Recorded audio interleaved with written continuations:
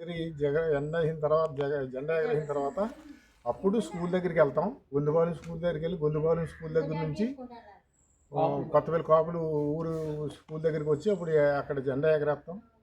ఇంతకుముందు ఎప్పుడు కూడా ఇదంతా సక్రంగా జరిగింది. కానీ ఇప్పుడైతే ఈ రోజైతే మాత్రం అది తలకిందులుగా జరిగింది. మమ్మల్ని అయితే కేకేసి అక్కడికి చాలా అవమానించారు. మేము వచ్చేటప్పటికైతే వాళ్ళు మాస్టర్లని ఇబ్బంది పెట్టి లేకపోతే మాస్టర్ల ద్వారా మరి అక్కడ ఏం జరిగిందో మాకు తెలీదు. మేము వచ్చేటప్పటికైతే జెండా వందనం జరిపేసుకున్నారు. వాళ్ళు మమ్మల్ని కేకేసి చాలా గౌరవంగా మా నెంబర్లని మా కార్యకర్తలందరినీ కూడా చాలా అవమానించారు. దానికి మీరు సరైన చర్య తీసుకోవాలని ప్రభుత్వాన్ని కోరుతున్నాను.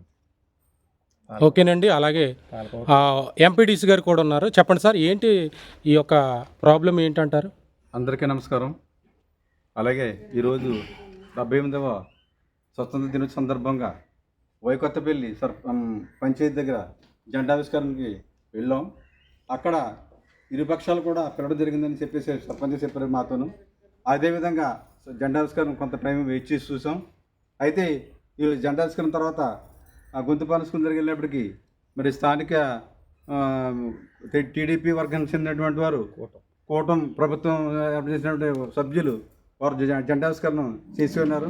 అదేవిధంగా నేను మా ప్రథమ పౌరులు సర్పంచ్ గారు కూడా అవమానంగా మా గ్రామ సభ్యులందరూ కూడా అవమానంగా ఫీల్ అయ్యాం. మరలా కాపులిపాలెం ఉన్నాడు స్కూల్ దగ్గరికి రావడం జరిగింది. అక్కడ కూడా సేమ్ రీతిగా జరిగింది. ఈ కార్యక్రమం ఈ సభాముఖంగా ఈ పత్రికా ప్రకటన విధంగా మాకు తగు న్యాయం జరపాలని చెప్పేసి సర్పంచ్ తెలియజేస్తున్నాను. ఓకేనండి. ఇక్కడ మరి గ్రామ సభ్యులు అలాగే గ్రామ పౌరులు చెప్తున్న మాట ఏంటంటే మరి ఈ యొక్క ప్రతిటప్పుడు కూడా మరి గ్రామ పౌరులు లేకుండా ఏ కార్యక్రమం కూడా జరగదు. అలాంటిది ఈ పొట్టు మరి ఈ ప్రభుత్వం వచ్చిన తర్వాత మరి ఇలా చేయటం మేము పార్టీలకు అతీతంగా మేము పనిచేస్తున్నాం. ఎందుకంటే ఈ యొక్క గ్రామంలో ప్రతి ఒక్కరికి కూడా మేము దగ్గరగా మేము ఉండాలి. కాబట్టి ప్రతి తెలుగుదేశమా కాంగ్రెసా వైఎస్ఆరా అని భేదం లేకుండా మేము పనిచేస్తున్నాము. ఇలా పనిచేసే మమ్మల్ని కేకేసి అవమానపరిచారు. చాలా బాధపడుతున్నాం.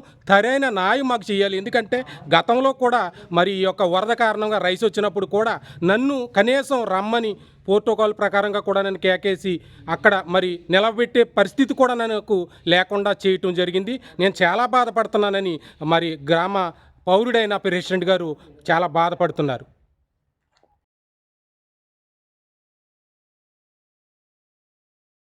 ఈ వీడియో మీకు నచ్చితే లైక్ చేయండి, షేర్ చేయండి. ఇలాంటి మరిన్ని వీడియోల కోసం మా ఛానల్ని సబ్స్క్రైబ్ చేసుకోండి.